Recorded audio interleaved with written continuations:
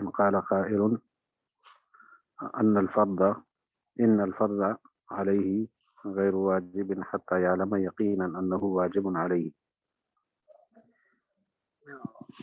سوال یہ ہے کہ ایک شخص کو نماز کی فرضیت کا علم ہونا کافی ہے کہ نماز فرض ہے، لیکن ایسا ہونا کہ علم یقین کے درجے تک ہو، یقینی درجے تک ہو، یہ ضروری نہیں ہے. ایک آدمی فرض نماز پڑھ رہا ہے ظہر کی اور کہتا ہے میں فرض پڑھتا ہوں، تو اس کا قطعی طور پر جاننا کہ فرض ہی ہے یہ ضروری نہیں ہے. تو اس کے اجزاء کے بارے میں یہ کہنا کہ یقینی طور پر بنا علی العقل کرے کہ میں نے فرض کو یقیناً ادا کر لیا ہے، تو یہ کیسے ضروری ہے؟ لہذا تحری کی گنجائش ہونی چاہیے،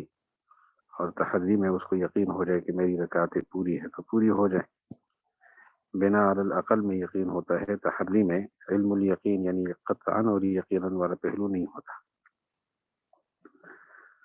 یہ ایک سوال کیا تو جواب دیتے ہیں کہ ہاں عمومی عبادتوں میں تو ایسا ہی ہے، لیکن بعض عبادتیں ایسی ہیں کہ ان میں علم کا قطعی ہونا ضروری ہے، اور انہوں نے ان میں مثال پیش کی ہے رؤیت ہلال کا مسئلہ کہ اس میں یقین کا حاصل ہونا ضروری ہے. 29 شعبان کا دن ہے اور چاند نظر نہ آئے تو آدمی اگلے دن کے بارے میں یہ سوچے کہ اگلا دن جو ہے وہ رمضان کا ہے یا شعبان کا ہے، اور تحری کرے اور کسی ایک جانب پہ یقین ہو جائے تو وہ شروع کرے. ایسا کرنے کی اجازت نہیں. چاند نظر نہیں آیا تو روزہ نہیں رکھے گا، تعداد پوری کرے گا 30 دن کی، اور 30 دن کے بعد یقیناً رمضان شروع ہوگا. اسی طرح 29 رمضان ہے تو یہ عبادت شروع کرنے کے لیے یقین والا پہلو ضروری ہے. یہاں روزے کی عبادت شروع کرنے کے لیے 30 دن پورا کرنا ضروری ہے، چاند نظر نہ آئے. نظر آیا تو یقیناً پھر اگلا دن روزے کا ہے، نظر نہیں آیا تو 30 کے بعد اگلے دن یقیناً روزے کا ہے. اسی طرح 29 رمضان المبارک ہے اور چاند نظر آیا تو یقیناً اگلے دن روزہ نہیں رکھے گا،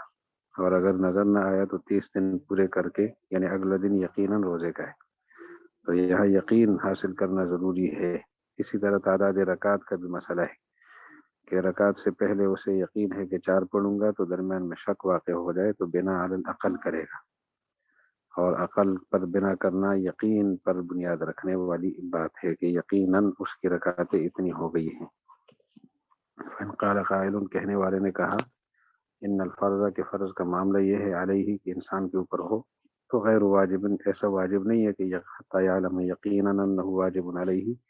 کہ اسے یقیناً معلوم ہو جائے کہ وہ واجب ہے. قیل له لیس ہکذا، ایسا نہیں ہے. وجدنا العبادات کلھا، ہم نے ساری عبادتوں کو پایا ہے کہ اس میں بعض عبادتیں ایسی ہیں. لیس ہکذا وجدنا العبادات کلھا، لیس ہکذا وجدنا العبادات کلھا، ساری عبادتوں کو ہم نے اس طرح نہیں پایا جس طرح آپ کہہ رہے ہو، کیونکہ بعض عبادتیں ایسی ہیں لأن قد تعبدنا انہ، ہم نے بطور عبادت کی یہ بات اختیار کی ہے کہ انہ اذا اغمی علینا فی یوم 30 من شعبان، چاند غائب ہو جائے شعبان کی 30 کو، تو احتمال یہ ہے کہ یکون من رمضان، کہ وہ دن رمضان کا ہو، ویجب علینا صومہ، تو اس دن ہمارے اوپر روزہ ضروری ہو. لیکن یہ بھی احتمال ہے کہ وہ دن شعبان کا ہو تو ہمارے دن میں روزہ نہ ہو، تو اس کا نتیجہ یہ ہوتا ہے کہ انہ لیس علینا صومہ حتی نعلم یقینا، ہمارے اوپر روزہ نہیں ہوتا جب تک یقین حاصل نہ ہو کہ انہ من شہر رمضان، کہ وہ رمضان ہی کا مہینہ شروع ہوا ہے تو ہم روزہ رکھیں گے. کذالک رأینا آخر شہر رمضان، رمضان کے مہینے کا آخری ہم نے دن دیکھا کہ جب چاند غائب ہو جائے، احتمال رمضان کا مہینہ ہوگا، یکون علینا من صومہ، اگر رمضان کا مہینہ ہے ابھی تو روزہ رکھنا پڑے گا، اور ابھی احتمال ہے کہ وہ شوال شروع ہو گیا ہو تو روزہ نہ رکھنا ضروری ہوگا. واحتمل ان یکون من شوال فلا یکون علینا صوم، اب ہم کیا کرتے ہیں، امرنا ہمیں یہ حکم دیا گیا ہے بأن نصومہ کہ ہم وہ روزہ رکھیں جب تک ہمیں یقیناً نہ پتہ چلے کہ انہ لیس علینا کہ وہ اس دن ہمارے پر روزہ نہیں ہے، اور 30 ہم پورے کرتے ہیں۔ پھر فکان من دخل فی شیء بیقین، تو ایک آدمی جس چیز میں یقین کے ساتھ داخل ہوا ہو کہ یہ فرض نماز ہے اور 4 رکعتیں میں نے پڑھی ہے، تو جب تک یقین حاصل نہ ہو نہ نکلے اس سے، اور وہ بنا علی الاقل ہی ہے۔ فالنظر علی ذلک، اس پر نظر ڈالتے ہوئے ہم اس نتیجے پر پہنچتے ہیں کہ ان یکون کذلک من دخل فی صلاته، جو شخص رمضان میں داخل ہو رہا تھا یقین کے ساتھ تو خروج بھی یقین کے ساتھ کر رہا تھا، اسی طرح جو شخص نماز میں یقین کے ساتھ داخل ہوا انہا علیہ کہ اس کے ذمہ یہ فرض ہے، تو اس کے لیے حلال نہیں ہے نماز سے نکلنا الا بیقین، مگر یقینی صورتحال کے ساتھ، انہو قد حل له الخروج منها، یقین کے ساتھ ہی خروج یقینی ہوگا، حلال ہوگا اور جائز ہوگا۔ وقد جاء ما استشهدنا به من حكم الإغماء في شعبان وشهر رمضان عن النبي صلی اللہ علیہ وسلم متواترا كما ذكرناه، اور شعبان اور رمضان کے مہینے کے متعلق چاند یعنی نظر نہ آئے پوشیدہ ہو جائے، اس سلسلے میں کیا حکم ہے، تو رسول اللہ علیہ السلام کے حوالے سے ارشادات موجود ہیں تواتر کے ساتھ، جن کو ہم نے ذکر کیا ہے۔ جس طرح ہم نے ذکر کیا اسی طرح تواتر ہے، جو اوپر ہم نے ذکر کیا ہے وہ یہ کہ 30 دن پورے کرے گا پھر چاند نظر نہ آئے۔ ہمیں روی عنہ فی ذالک، اس بارے میں جو مروی ہے روایتیں ان میں سے چند یہ پیش کرتے ہیں، اسی طرح ہیں تو ان میں سے چند پیش کر رہے ہیں۔ وہ یہ ہے ما حدثنا علی بن معبد قال حدثنا روح بن عبادة قال حدثنا زكريا عن عمرو بن دينار ان محمد بن جبير اخبره انه سمع ابن عباس رضي الله عنهما وعنه يقول انی لأعجب من الذین یصومون قبل رمضان، مجھے ان لوگوں پہ بڑا تعجب ہوتا ہے جو رمضان سے پہلے روزہ رکھتے ہیں۔ وجہ انما قال رسول اللہ صلی اللہ علیہ وسلم، یقیناً حضور نے تو یہ فرمایا تھا اذا رأیتم الہلال فصوموا واذا رأیتموہ فافطروا، چاند دیکھو تو روزہ رکھو، چاند دیکھو تو افطار کرو، اور اگر پوشیدہ ہو جائے نہ دیکھ سکو، غم علیکم بادل میں چلا جائے، اصل میں غمام سے ہے، بادل میں چھپ جائے تو پھر گنتی پوری کرو 30 کی۔ ابھی قال حدثنا ابو بکر قال حدثنا ابراہیم بن بشار قال حدثنا سفیان قال حدثنا عمرو عن محمد عن ابن عباس رضی اللہ عنہما وعنہم قال سمعته يقول فذكر مثله۔ ابھی قال حدثنا ابن مرزوق قال حدثنا روح قال حدثنا حماد عن عمرو بن دینار عن ابن عباس رضی اللہ عنہما وعنہم عن النبي صلی اللہ علیہ وسلم مثله۔ وبه قال حدثنا إبراهيم بن مرزوق قال حدثنا روح قال حدثنا حاتم بن أبي صغيرة عن سماك بن حرب قال دخلت على إكرمة فقال سمعت ابن عباس رضي الله عنهما وعنه يقول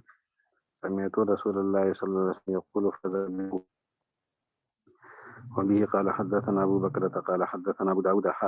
وقال حدثنا ابن مرزوق قال حدثنا وهب عن شعبة عن عمرو بن مرة عن أبي البختري قال رأينا ارسلنا رجلا الى، چاند دیکھا، حضرت ابن عباس کے پاس بھیجا، فسأل ارسلنا رجلا ابن عباس کے پاس، اس نے ابن عباس رضی اللہ عنہ سے پوچھا، فقال رسول اللہ صلی اللہ علیہ وسلم اللہ رؤیتہ، اس کی مدت جو مقرر کی ہے وہ رؤیت ہے، اگر پوری ہو 30 دن کی۔ وبه قال حدثنا نصر بن مرزوق قال حدثنا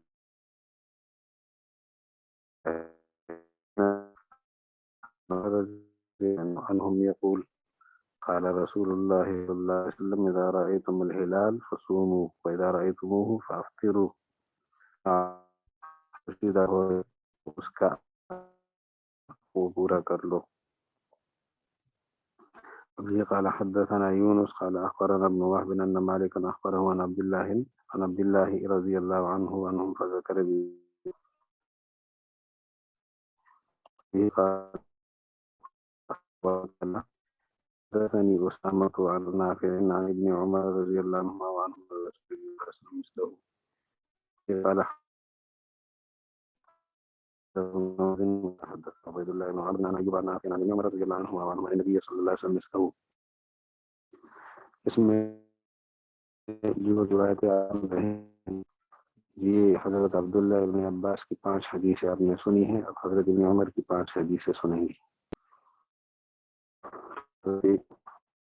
عبداللہ بن عمر بعد والی روایت حدثنا حسن بن مسلم قال حدثنا حدثنا عبد الله بن عمرو بن ابي نافع عن ابن عمر رضي الله عنهما عن النبي صلى الله عليه وسلم مثله، وبه قال حدثنا محمد بن حميد ابو قرة قال حدثنا عبد الله بن صالح قال حدثني ابراهيم بن سعد عن ابن شهاب عن سعد بن ابيه رضي الله عنه عن النبي صلى الله عليه وسلم مثله، وبه قال حدثنا ابن معبد قال حدثنا روح بن عبادة قال حدثنا زكريا قال حدثنا ابو الزبير عن جابر بن عبد الله رضي الله عنه يقول قال رسول الله صلى الله عليه وسلم فذكر مثله غير انه قال، یہاں پر یہ اضافہ ہے کہ گنتی 30 کی پوری کرو۔ تو یہ حضرت جابر رضی اللہ عنہ کی ایک حدیث تھی۔ اس کے بعد جو حدیث ہے وہ حضرت عدی بن حاتم کی ایک حدیث ہے۔ حدثنا فهد قال حدثنا الحسن بن الربيع قال حدثنا ابراهيم بن حميد الواسي عن مجالد بن سعيد عن الشعبي عن عدي بن حاتم قال قال رسول الله صلی اللہ علیہ وسلم لی، حضور نے فرمایا جب رمضان آئے تو 30 دن روزے رکھو، ہاں اگر اس سے پہلے چاند دیکھ لو تو 30 پورے کرنے ضروری نہیں ہے۔ ابھی قال حدثنا محمد بن حميد بن قرة قال حدثنا عبد الله بن صالح قال حدثنا ابراهيم بن سعد عن ابن شهاب عن سعيد بن المسيب عن ابي هريره رضي الله عنه عن النبي صلى الله عليه وسلم قال، یہ حضرت ابو ہریرہ رضی اللہ عنہ کی روایت ہے اور ان کی 3 حدیثیں ہیں۔ پھر یہ پہلی پڑھ رہے ہیں کہ نبی علیہ السلام نے فرمایا اذا رأيتم الهلال فصوموا واذا رأيتموه فافطروا، دیکھو تو روزہ رکھو، دیکھو تو افطار کرو، اور اگر چھپ جائے تم سے تو گنتی 30 کی پوری کرو۔ وبه قال حدثنا محمد بن خزيمة قال حدثنا علي بن الجعد قال أخبرنا شعبة محمد بن زياد قال سمعت أبا هريرة القاسم صلى الله عليه وسلم فذكر مثله۔ وبه قال حدثنا ابن أبي داود قال حدثنا الوحاذي قال حدثنا سليمان قال حدثنا محمد بن عمرو عن أبي سلمة عن أبي هريرة رضي الله عنه عنهم عن النبي صلى الله عليه وسلم مثله۔ وبه قال حدثنا ابن أبي داود قال حدثنا ابن الفرج قال حدثنا خاتم بن إسماعيل عن هشام بن حسان عن محمد بن جابر عن قيس بن طلق عن أبيه رضي الله عنه وعنهم۔ یہ طلق بن علی رضی اللہ عنہ کی ایک حدیث آئے گی ابو ہریرہ رضی اللہ عنہ کی حدیثوں کے بعد۔ یہ ہے طلق ابن علی عن قیس بن طلق عن ابیہ، قیس بن طلق اپنے والد طلق ہی سے نقل کرتے ہیں اور وہ طلق ابن علی رضی اللہ عنہ ہیں۔ قال سمعت رجلا قال یا رسول اللہ، کہنے لگا حضور علیہ السلام سے، حضرت طلق فرماتے ہیں میں نے اس کی یہ بات سنی کہ آج میں نے رأيت اليوم الذي يختلف فيه يقول فرقة من شعبان ويقول فرقة من رمضان، میں نے آج دن ایسا دیکھا کہ اس میں اختلاف کیا جا رہا ہے، بعض لوگ کہتے ہیں کہ یہ دن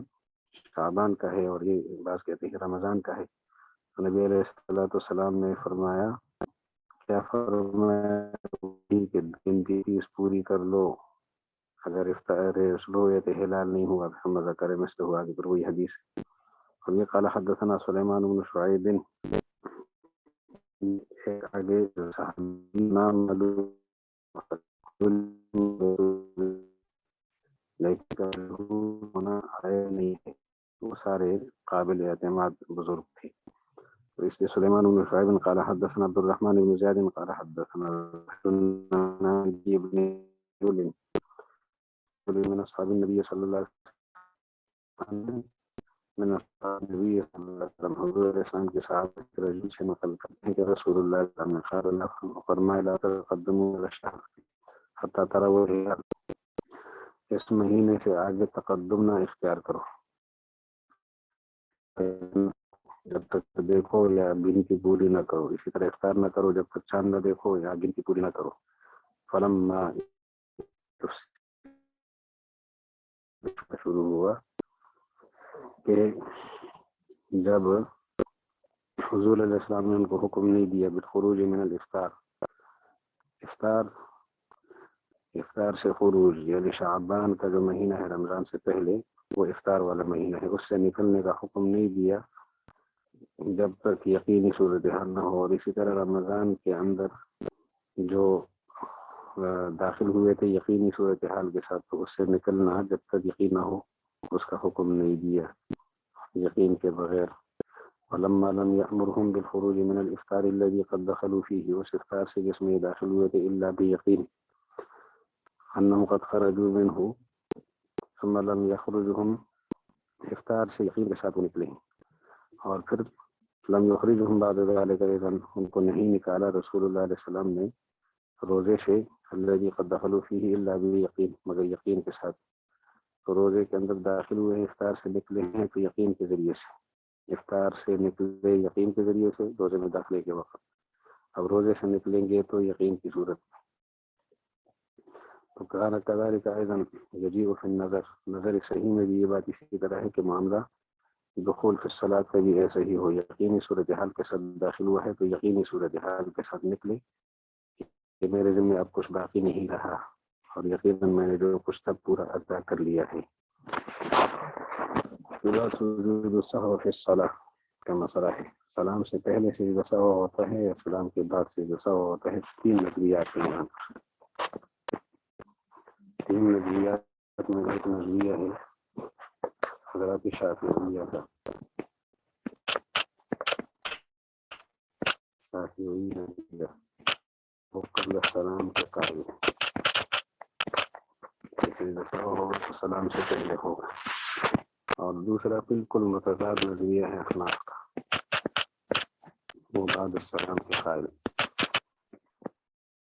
اور تیسرا نظریہ ہے حنابلہ کا, وہ بین بین وہ اس کی شکل بتاتا ہوں کہ کیا بنتی ہے بین بین کی.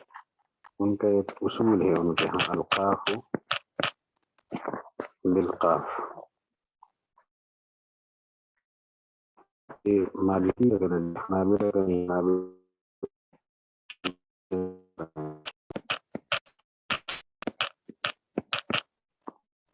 مالکی کے یہاں یعنی حنابلہ کے یہاں بعض موقع پر قبل السلام ہے, بعض موقع پر بعد السلام ہے. لیکن یعنی وہ کہتے ہیں جہاں قبل السلام کا ورود ہے تو قبل السلام ہے, وہ حدیثوں کی پیچھے جاتے ہیں.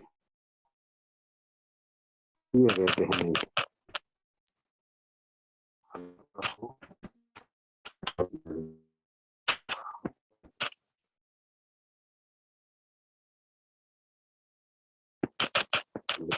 یہ مالک نظریہ القاف بالقاف والدال بالدال.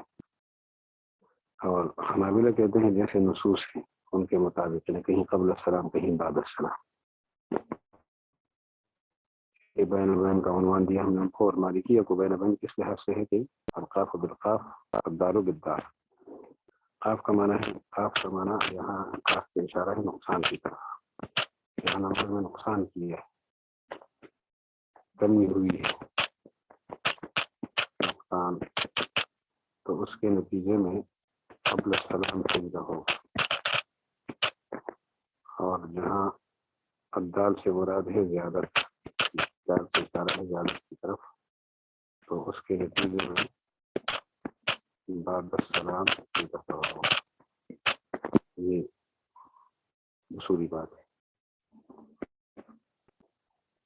انشاءاللہ سمجھ آ گئی ہوگی آپ کو. قبل السلام ہی سجدہ سہو ہے شافعیہ کہتے ہیں, بعد السلام ہی سجدہ سہو ہے احناف کہتے ہیں, اور القاف بالقاف والدال بالدال نقصان کی وجہ سے قبل السلام, زیادتی کی وجہ سے بعد السلام. یہ تین نظریات امام طحاوی آپ کے سامنے پیش کر رہے ہیں, انہیں پر بات کریں گے اب ہم. تو سب سے پہلی جو روایت ہے یہ قال حدثنا ابو بکر قال حدثنا سعيد بن عامر قال حدثنا هشام الدستوائي يعني يحيى بن ابي كثير عن عبد الرحمن الاعرج عن عبد الله بن مالك هو ابن بحينة انه ابصر النبي صلى الله عليه وسلم قام في الركعتين ونسي ان يقعد فمضى في قيامه ثم سجد سجدتين بعد الفراغ من صلاته.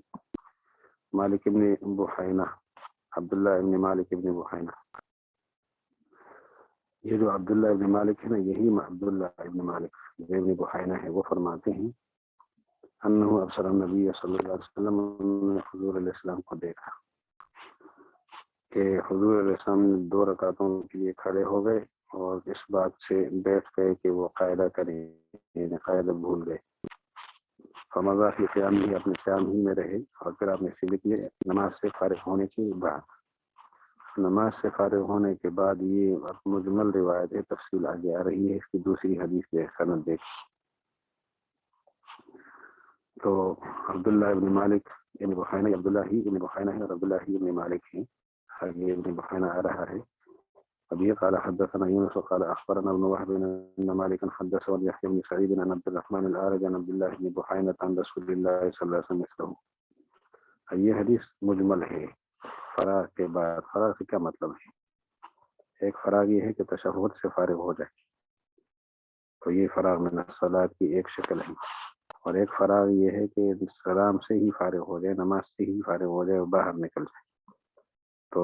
اب ہمیں غور کرنے کی ضرورت پڑی ان روایتوں کے بارے میں۔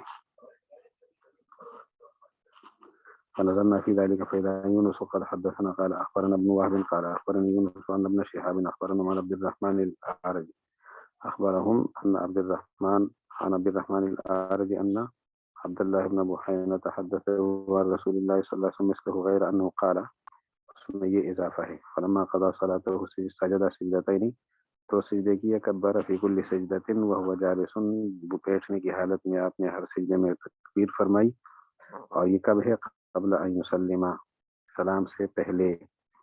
وسجد بهم الناس معه فمكان ما نسي من الجلوس، جو بیٹھنا بھول گئے تھے اس کی وجہ سے لوگوں نے بھی سجدہ کیا، حضور نے بھی سجدہ کیا، سلام سے پہلے کیا۔ وبه قال حدثنا يونس قال اخبرنا ابن وهب قال اخبرني مالك وعمر عن ابن شهاب عن عبد الرحمن الاعرج عن ابن رسول الله صلى الله عليه وسلم نحوه، وبه قال حدثنا ربيع الجزي قال حدثنا اسد قال حدثنا ابن ابي ذئب عن الزهري فذكر باسناده مثله، وبه قال حدثنا محمد بن خزيمة قال حدثنا ابراهيم بن بشار قال حدثنا سفيان قال حدثنا الزهري قال اخبرني عبد الرحمن بن هرمز الاعرج عن عبد الله بن بحينة رضي الله عنه قال صلى بنا رسول الله صلى الله عليه وسلم صلاة، نماز پڑھائی، ہمارا خیال ہے کہ اثر کی تھی، دوسری رکعت میں کھڑے ہو گئے، نہیں بیٹھے۔ فلما كان قبل ان يسلم سجد سجدتين وهو جالس، قال ابو جعفر فاثبت بما ذكرنا في هذا الحج هذه الاحاديث، ان احادیث میں یہ پتہ چلا کہ ان الفراغ المذكور في الاحاديث التي في اول، شروع میں جو عبداللہ ابن بحینہ کی روایتیں ہیں ان میں یہ تھا کہ فراغ کے بعد آپ نے سجدہ کیا، تو اس فراغ سے مراد ہے تشہد سے فراغ اور سلام سے پہلے پہلے یہ دونوں سجدے ہوئے۔ تو فرماتے ہیں کہ ابھی قال حدثنا علی بن عبد الرحمن قال حدثنا عبد الله بن صالح قال حدثنا بكر بن مضر عن عمرو بن الحارث عن بكير أن محمد بن عجلان مولى فاطمة حدثه عن محمد بن يوسف مولى عثمان حدثه عن أبيه أن معاوية بن أبي سفيان رضي الله عنهم صلى بهم فقام، کھڑے ہو گئے، علیہ جلوس، حالانکہ ان کے ذمے بیٹھنا ضروری تھا، قاعدہ کرنا تھا، نہیں بیٹھے، قاعدہ رہ گئے۔ فلما كان في آخر صلاته سجد سجدتين قبل أن يسلم، سلام سے پہلے، اور فرمایا هكذا رأيت رسول الله صلى الله عليه وسلم يصنع۔ وبه قال حدثنا محمد بن حميد قال حدثنا ابن أبي مريم قال أخبرنا يحيى بن أيوب وابن لهيعة قال حدثنا محمد بن عجلان فذكر بإسناده مثله، قال ابو جعفر فذهب الى هذه الاثار قوم، ان حدیث کی طرف ایک پوری قوم گئی ہے جو کہتی ہے کہ هكذا سجود السهو هو قبل السلام من الصلاة، نماز کے اندر قبل السلام سجدہ سہو ہوگا، اور اس قوم سے مراد ائمہ اربعہ میں امام شافعی رحمہ اللہ ہیں۔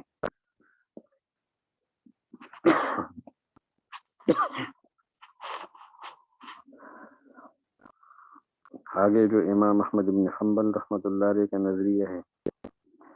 کہ جن جگہوں میں سجود بعد السلام کا ذکر ہے بعد السلام کریں گے، اور جن میں قبل السلام کا ذکر ہے قبل السلام ہی وہ سجدہ کریں گے، جن جن مواقع میں حدیث میں آیا ہے۔ اور اس کے بعد اگر کوئی ایک نئی بات پیش آئی جن کا حدیثوں میں ذکر نہیں ہے تو وہاں کیا کریں گے؟ تو اس میں مغنی ابن قدامہ رحمہ اللہ فرماتے ہیں وہاں سجدہ پھر قبل السلام ہی ہوگا. وہ شافعیہ کا ساتھ دے رہے ہیں مغنی ابن قدامہ کی رائے کے مطابق. آگے فرماتے ہیں کہ وخالفهم فی ذلک آخرون، دوسرے حضرات نے مخالفت کی. فقالوا ما كان من سجود السهو لنقصان كان في الصلاة فهو قبل التسلیم. جہاں کہیں سجدہ سہو ہو نقصان نماز کے نقصان کی وجہ سے تو وہ قبل تسلیم ہوگا، جیسے ابن بحینہ کی روایت میں پڑھا اور حضرت معاویہ کی روایت میں سنا. اور سجدہ سہو ہو کسی زیادت کی وجہ سے جو نماز میں اضافت کیا گیا ہے تو بعد تسلیم ہوگا. اس کو کہتے ہیں القاف بالقاف والدال بالدال. القاف بالقاف والدال بالدال، قاف نقصان کے اندر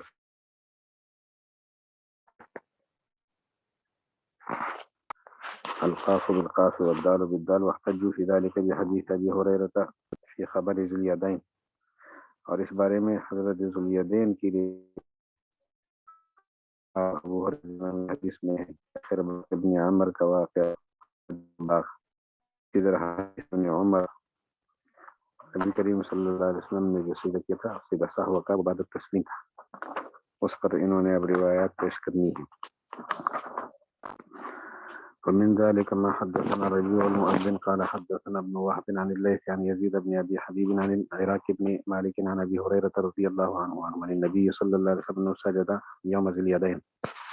ذو اليدين والدين کا مطلب یہ ہے کہ رسول اللہ علیہ السلام نے نماز پڑھائی اور نماز نامکمل پڑھا کے چلے گئے. تو حضرت ذو الیدین نے حضور علیہ السلام سے گفتگو فرمائی کہ نماز کم ہو گئی ہے یا آپ بھول گئے. تو حضرت ذو الیدین کے اس گفتگو کی وجہ سے، ان کی اس گفتگو کی وجہ سے رسول اللہ علیہ السلام کے ساتھ اس کو یوم ذو الیدین کا عنوان دیا جاتا ہے. وہ حدیث آ رہی ہے آگے. تو سجدہ سہو بعد السلام تھا. وسنذكر حدیث ذو الیدین وکیف هو فی باب الکلام فی الصلاۃ ان شاء اللہ کا کیا حکم ہے، اس میں حدیث ذو الیدین آگے آ رہی ہے. تو وخالفهم فی ذلک آخرون، دوسرے حضرات نے اس کی بھی مخالفت کی کہ کل سہو وجب الصلاۃ لزیادۃ او نقصان فهو بعد السلام، سلام کے بعد ہی ہے. یہ ہے احناف کا نقطہ نظر. تو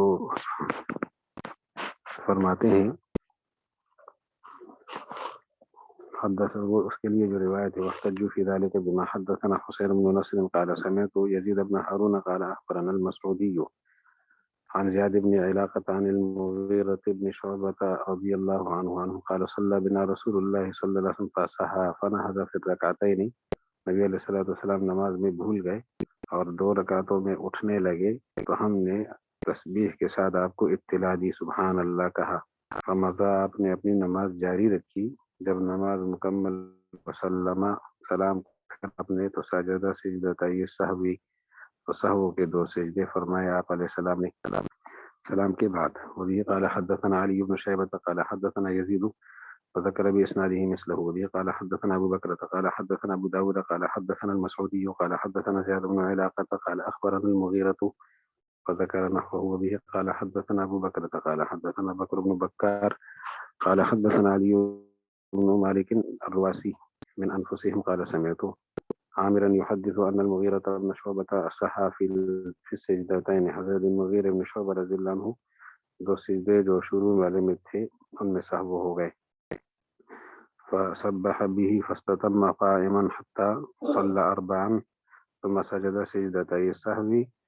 پھر آپ نے سجدے کی 4 رکعتیں پڑھانے کے بعد، یعنی نماز مکمل کر کے سلام پھر کر وقال هكذا فعل رسول الله صلی اللہ علیہ وسلم. حدثنا مبشر قال حدثنا ابو عامر قال حدثنا شعبة عن جابر عن قيس بن ابي حازم عن المغيرة مثله. وبه قال حدثنا حسين بن نصر قال حدثنا شبابة بن سوار قال حدثنا قيس بن الربيع عن المغيرة بن شبيل عن قيس بن ابي حازم قال صلى بنا المغيرة بن شعبة رضي الله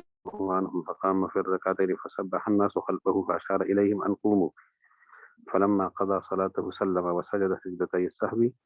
2 سجدے کیے سلام کے بعد. ثم قال قال رسول اللہ صلی اللہ علیہ وسلم، فرمانے لگے حضور علیہ السلام کہ جب تم میں سے کوئی آدمی نماز کو مکمل کر لے کھڑے ہو کر تو یعنی نماز کے اندر آگے بڑھے اور کھڑا ہو جائے، درمیان میں سے قاعدہ وغیرہ رہ جائے تو نماز مکمل رکھے، یعنی اسی طرح جاری رکھے اور سہو کے 2 سجدے کرے۔ وَإِن لَّمْ يَسْتَتِمَّ قَائِمًا فَلْيَجْلِسْ وَلَا سَهْوَ عَلَيْهِ۔ استطام قیام کا معنی یہ ہے استتم احدکم قائما، کھڑے ہونے کی طرف قریب ہو، یعنی قاعدے کی طرف، قاعدے سے اوپر جانے لگا تیسری رکعت کی طرف اور کھڑے ہونے کے قریب تھا تو کھڑے ہو جائے، کھڑا ہو کر نماز مکمل کرے، پھر سے جیسا وہ کرے، واپس نہ آئے۔ اور جب قیام کی طرف زیادہ قریب نہ تھا، قیام اس کا پورا نہیں ہوا تھا تو پھر بیٹھ جائے، بیٹھنے کے قریب تھا، اس صورت میں اس پر سہو نہیں۔ استتام کا یہ مطلب ہے کھڑا ہونا اس کا مکمل ہو گیا ہو، وہ اس صورت میں ہوتا ہے کہ قیام کے قریب ہو، اور کھڑا ہونا مکمل نہ ہوا ہو، اس کا مطلب یہ ہوتا ہے کہ قیام کے قریب نہ ہو۔ تو جب قیام کے قریب ہوگا نماز مکمل کرے گا، واپس بیٹھے گا نہیں، اب اس سے سہو کر لے گا، اور اگر بیٹھنے کے قریب ہو تو بیٹھ جائے گا اور سہو کی ضرورت نہ ہوگی۔ به قال حدثنا ابن مرزوق قال حدثنا ابو عامر عن ابراهيم بن طهمان عن المغيرة بن شعبة عن قيس بن ابي حازم قال صلى بنا المغيرة بن شعبة فقام من الركعتين قائما فقلنا سبحان الله فأومى وقال سبحان الله فمضى في صلاته فلما قضى صلاته وسلم سجد سجدتين وهو جالس ثم قال صلى بنا رسول الله صلى الله عليه وسلم فاستوى قائما من جلوسه فمضى في صلاته فلما قضى صلاته سجد سجدتين وهو جالس ثم قال إذا صلى أحدكم فقام من الجلوس فإن لم يستتم قائما فليجلس وليس عليه سجدتان فإن استوى قائما فليمضي في صلاته وليسجد سجدتين وهو جالس۔ هذا المغیرۃ، یہ ہے حضرت مغیرہ بن شعبہ رضی اللہ عنہ، یحکی عن رسول اللہ صلی اللہ علیہ وسلم، حضور علیہ السلام سے روایت کرتے ہیں کہ انہوں نے سہو کا سجدہ کیا حالانکہ نقصان ہو چکا تھا نماز میں، اور سجدہ بعد السلام کیا ہے۔ وهذه الاحادیث قد تحتمل وجوہا، یہ جو حدیثیں ہیں یہ کئی وجوہ کا احتمال رکھتی ہے۔ ایک یہ کہ یکون ما ذکرنا فی حدیث ابن بحینۃ ومعاویۃ من سجود رسول اللہ صلی اللہ علیہ وسلم بالسہو قبل السلام کان علی سہو وجب فی الصلاۃ من نقصان او زیادۃ۔ ایک احتمال اس میں یہ ہے کہ مغیر ابن، جو پہلا احتمال ہے نا وہ یہ کہ عبداللہ بن بحینہ کی شروع میں روایت پڑھی آپ نے، اور حضرت معاویہ کی روایت جس میں سجدہ قبل السلام کا ذکر ہے، تو وہ ہر صورت پر محمول ہو جائے، تاکہ یعنی کسی نے نقصان کیا ہو نماز میں یا زیادتی کی ہو، دونوں صورتوں میں سجدہ قبل السلام ہی ہے۔ ایک احتمال یہ ہے۔ دوسرا احتمال جو حضرت مغیر بن شعبہ کی روایت میں آپ نے پڑھا کہ زیادتی کی صورت میں، یعنی زیادتی اور نقصان دونوں صورتوں میں سجدہ بعد السلام ہی ہو۔ اور تیسرا احتمال یہ ہے کہ حضرت عمران بن حسین اور حضرت ابو ہریرہ کی روایت، عبداللہ بن عمر کی روایتوں کا جو حوالہ پیچھے پڑا تھا، ان میں بعد السلام سجدہ سے مراد ہر صورت میں بعد السلام سجدہ کرنا ہے، کمی کی وجہ سے، اس میں کمی اور زیادتی کی وجہ سے کوئی فرق نہیں آتا، یعنی ہر صورت میں بعد السلام ہی ہوگا۔ حضرت عبداللہ بن عمر کی روایت جو پڑھی ابو ہریرہ، اور یہ بھی کہ جو اس روایت میں آپ نے پڑھا تھا حضرت ابو ہریرہ کی روایت میں، تو اس میں فرق ہو، کمی کی وجہ سے قبل السلام ہو اور زیادتی کی وجہ سے بعد السلام ہو، یہ احتمالات موجود ہیں۔ تو فصل اول جنہوں نے کہا تھا کہ سجدہ بہرحال قبل السلام ہوگا، فصل دوم جن کے ہاں یہ تھا کہ نقصان کی وجہ سے قبل السلام، زیادتی کی وجہ سے بعد السلام، اور تیسری فصل کے بہرحال بعد السلام ہوگا، اور تینوں قسم کی روایتوں میں احتمال موجود ہیں، اور 4 قسم کے احتمالات ہمارے سامنے آتے ہیں۔ تو اب کرنا کیا ہے؟ ترجیح دینے کے لیے اب ایک احتمال کو دوسرے پر راجح کرنے کے لیے ہمیں پھر دلیل کا سہارا لینا ہوتا ہے۔ بلا دلیل ہم ترجیح نہیں دیتے کسی احتمال کو،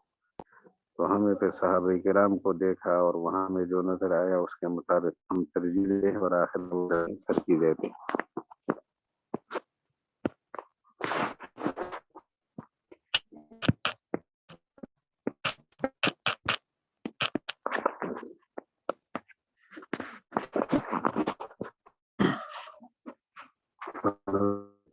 یہ کہتے ہیں کہ المغیرہ یحکی عن رسول اللہ انہ صحابی کی وقت مکمل کرنے کے بعد فقط یجوز دیکھتے هذه الحدیث وقد تابعا فقد يجوز ان يكون ذكر في حديث ابن بحينة ومعاوية رسول الله صلى الله عليه وسلم للسهو قبل السلام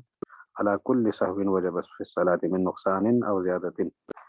کہ حضرت ابن بحینہ کی حدیث حضرت معاویہ کی حدیث کو ہم اس پر محمول کرے کہ حضور نے جو سہو کا سجدہ فرمایا تھا قبل السلام وہ ہر سہو پر محمول ہو، خواہ نقصان کی وجہ سے سہو آئے یا زیادت کی وجہ سے۔ اسی طرح حضرت مغیرہ بن شعبہ رضی اللہ عنہ کی روایت جو ابھی آپ نے سنی، رسول اللہ علیہ وسلم نے سجدہ بعد السلام کیا ہے، اس کو بھی ہر سجدے ہر سہو پر محمول کریں، خواہ نقصان کی وجہ سے ہو یا زیادتی کی وجہ سے۔ على كل سهو ايضا يكون في الصلاه يجب له سجود السهو من زياده او نقصان، زیادتی ہو یا نقصان۔ ويجوز تیسرا احتمال جو حدیث عمران ابن حسین ہے، ابو ہریرہ ہے، ابن عمر رضی اللہ عنہ ہوئے من سجود النبی صلی اللہ علیہ وسلم بعد السلام، حضور علیہ السلام نے جو بعد السلام سجدہ کیا ہے لما زادہ فی الصلاۃ، جو نماز میں اضافہ ہو چکا تھا ساہیا، یہ بھی اسی طرح حضور نے تو اضافے کی وجہ سے کیا لیکن اس کو بھی ہر سجدے پر ہر سہو پر محمول کریں، یعنی کمی کی وجہ سے ہو یا زیادتی کی وجہ سے سجدہ بعد السلام ہی ہوگا۔ تو یکون ساہین یکون کذالک کل سجود وجب لسہو فہناک یسجد ولا یکون قصد بذلك التفریق بین السجود للزیادہ وبین السجود للنقصان، یہاں مقصود نہیں ہے فرق کرنا ابن عمر کا بھی کہ سجود زیادت کی وجہ سے ہو تو اس کا سلام اس کا سجدہ سہوا یعنی اس کا طریقہ اور ہے، نقصان کی وجہ سے ہو تو اس کا طریقہ اور ہے، کوئی فرق نہیں ہے۔ اور آخری احتمال وہ یکون قد قصد بذلك التفریق بینہما، اور اس سے ان کا مقصود فرق کرنا ہو کہ نقصان کی وجہ سے قبل السلام، زیادتی کی وجہ سے بعد السلام، یہ چار صورتیں بن گئی احتمال کی۔ فنظرنا فی ذلک، اس میں ہم نے غور کیا، وجدنا عمر بن الخطاب رضی اللہ عنہ قد حضر سجود سہو النبی صلی اللہ علیہ وسلم فی یوم ذی الیدین لزیادة التي كان زادها في صلاته من تسليمه فيها وكان سجوده ذلك بعد السلام۔ ذواليدین نے جو ذواليدین والا دن تھا اس میں حضرت عمر موجود تھے، وہاں سجدہ بعد السلام ہوا ہے، تو نبی کریم علیہ السلام نے نماز کے اندر نقصان کی وجہ سے بعد السلام سجدہ کیا ہے۔ پھر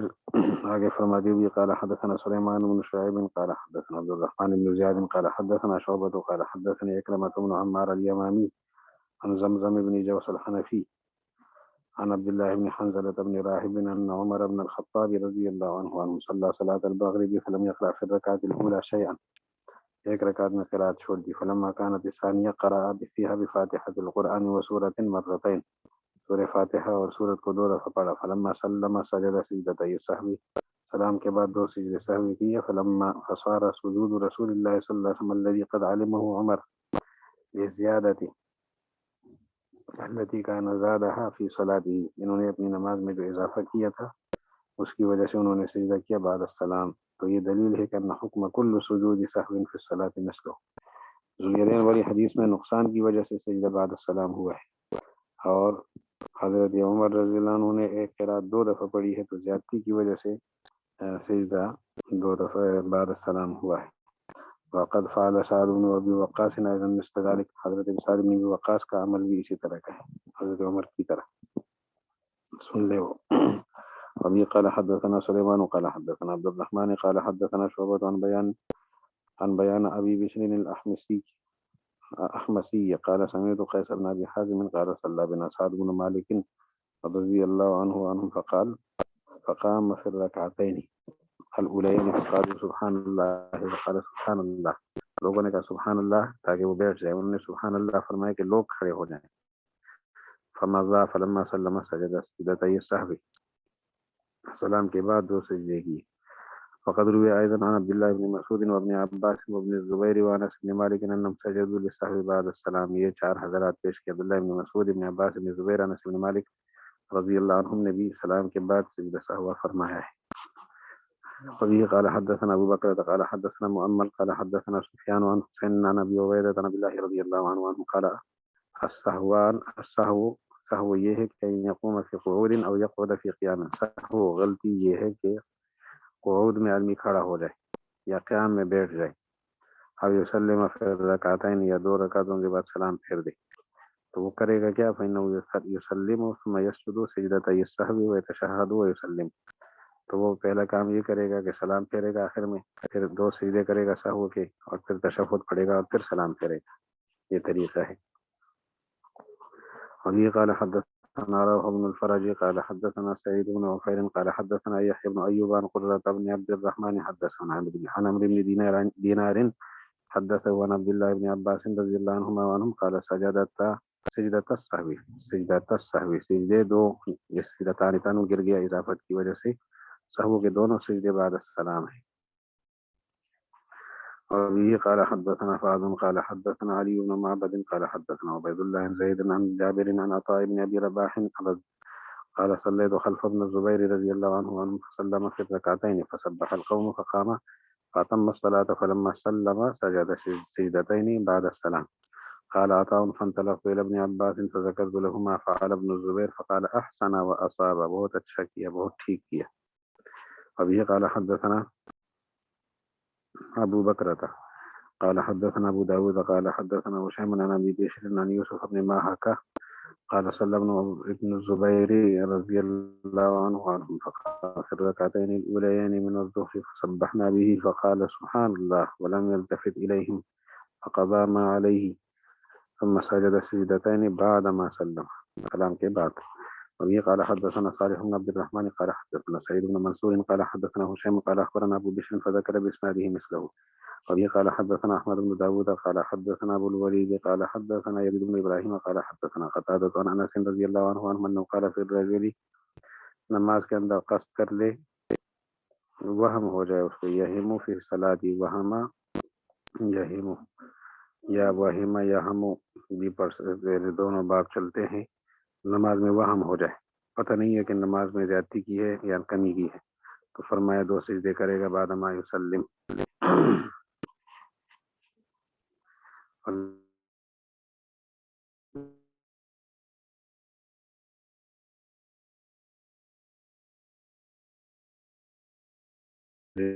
لیکن رضی اللہ عنہ حضرت انس بن مالک کی پی زمورہ ابن سعید نے، اور انہیں وہم ہوا تو سجدے کیے سلام کے بعد. وبه قال حدثنا احمد بن داود قال حدثنا ابو معمر قال حدثنا عبد الوارث قال حدثنا عبد العزيز بن صهيب عن انس رضي الله عنه انه قام في الركعه الثانيه فسبح به القوم، قوم نے سبحان اللہ کہا، انہوں نے 4 رکعتیں پوری کی. ثم سجد سجدتين بعد ما سلم ثم قال اذا، پھر اس کے بعد یہ بات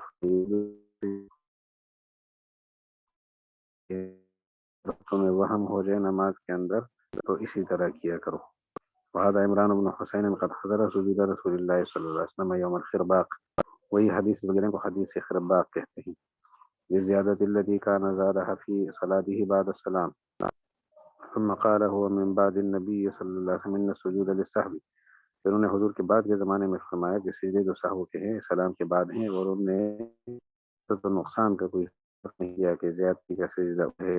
نقصان کا سجدہ اور ہے. ودل ذلك أن السجود الذي حضره من رسول الله صلى الله عليه وسلم للسهو الذي كان صحيحين في صلاته كان ذلك عنده، على أن كل سجود للسهو، جو بھی سہو لكل زیادہ نقصان کا بھی يكون في الصلاة كذلك أيضا، اسی طرح ہوگا بعد السلام. وبه قال حدثنا أبو بكر قال حدثنا أبو عمر قال عن سلمة أن خالدا عن قلابة عن عمران بن حسين رضي الله عنه قال فيه سجدتي السهو يسلم ثم يسجد يسلم السلام سجدہ کرے گا پھر دوبارہ کرے گا. وقد ذكر الزهري لعمر بن عبد العزيز، زہری نے عمر بن عبد العزیز کا سجدہ سہو ذکر کیا قبل السلام، فلم يأخذ به، لیکن اس کو لیا نہیں، اپنایا نہیں. أبي قال حدثنا ابن أبي داود قال حدثنا حيوة بن شريح قال حدثنا بقية بن الوليد عن سعيد بن عبد العزيز قال حدثني الزهري قال قلت لعمر بن عبد العزيز السجود قبل السلام فلم يأخذ به، فلما فهذا وجه هذا الباب من طريق الآثار. تو زہری نے عمر بن عبد العزیز کو ذکر کیا تھا کہ سجدہ قبل السلام ہوتا ہے، کہ اب عمر بن عبد العزیز نے یہ سجدہ لیا نہیں تھا، ایسا نہیں کہ عمر بن عبد العزیز نے قبل السلام سجدہ کیا تھا، زہری نے نہیں لیا. زہری نے ذکر کیا عمر بن عبدالعزیز کے سامنے، انہوں نے اس کو نہیں اپنایا. اگلی روایت بھی کہہ رہی ہے اما وجہہ من طریق النظر. اب نظر صحیح کے متعلق